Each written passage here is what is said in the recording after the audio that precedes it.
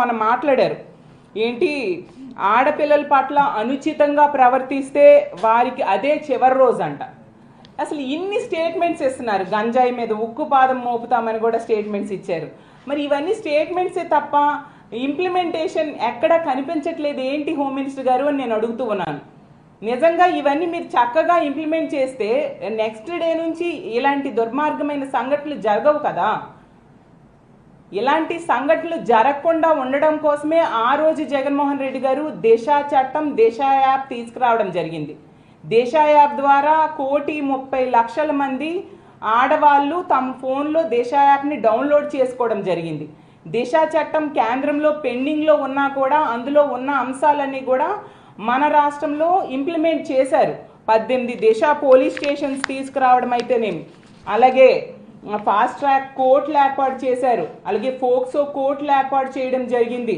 అలాగే దిశ కాల్స్ కోసం 3,000 వాహనాల్ని మానిటరింగ్ కోసం, ఆడోళ్ళు ఎక్కడ ఏ ఇబ్బంది పడతారని మానిటరింగ్ కోసం 3,000 వాహనాలని వాడడం జరిగింది. అలాగే ఎవరైనా కాల్ చేస్తే దిశ యాప్లో కాల్ చేస్తే దానికోసం అన్ని రకాలుగా కాల్ చేసిన 10 నిమిషాల నుంచి 15 నిమిషాల్లో పోలీసులు వెళ్ళి వాళ్ళకి రక్షించే పరిస్థితి. ఆ విధంగా రాష్ట్రంలో 2,800 మంది మహిళల్ని, ఆడపిల్లల్ని దిశ యాప్ ద్వారా రక్షించడం మనం చూసాం.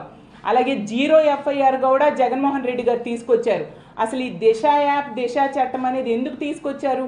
పక్క రాష్ట్రంలో ఒక దిశ ఆడపిల్లకి ఒక సంఘటన జరిగింది, అలాంటి సంఘటనలు ఆంధ్రప్రదేశ్ రాష్ట్రంలో ఆడబిడ్డలకు జరగకూడదు అని చెప్పి ఆ రోజు తీసుకొచ్చారు. ఇలాంటి మంచి చట్టం, ఇలాంటి మంచి యాప్ని ఈ కూటమి ప్రభుత్వం అధికారంలోకి వచ్చిన దగ్గర నుంచి చూస్తూ ఉన్నాం. దిశ యాప్ లేదు, దిశ చట్టం లేదు. ఇదే మాట హోమ్ మినిస్టర్ గారు ఎన్నోసార్లు చెప్తూ ఉన్నారు, ఆ పార్టీ నాయకులు చెప్తూ ఉన్నారు.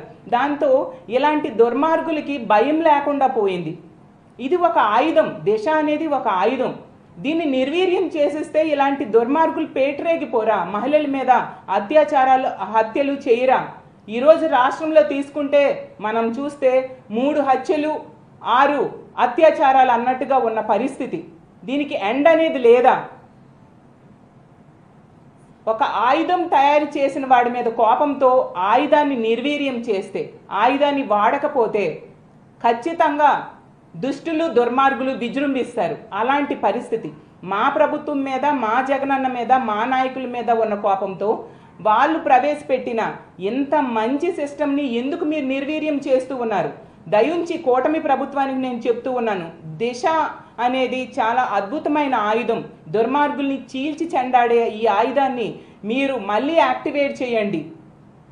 అలాగే ఇది కేంద్రం దగ్గర పెండింగ్లో ఉంది. మీరు ఎలాగూ కూడా కూటమిలో ఉన్నారు కాబట్టి కేంద్రం మీద ప్రెషర్ పెట్టి ఆ దిశ చట్టం అనేది అమల్లోకి వచ్చేట్టుగా చేయాల్సిందిగా మిమ్మల్ని వేడుకుంటూ ఉన్నాను. ఈరోజు తీసుకుంటే అసలు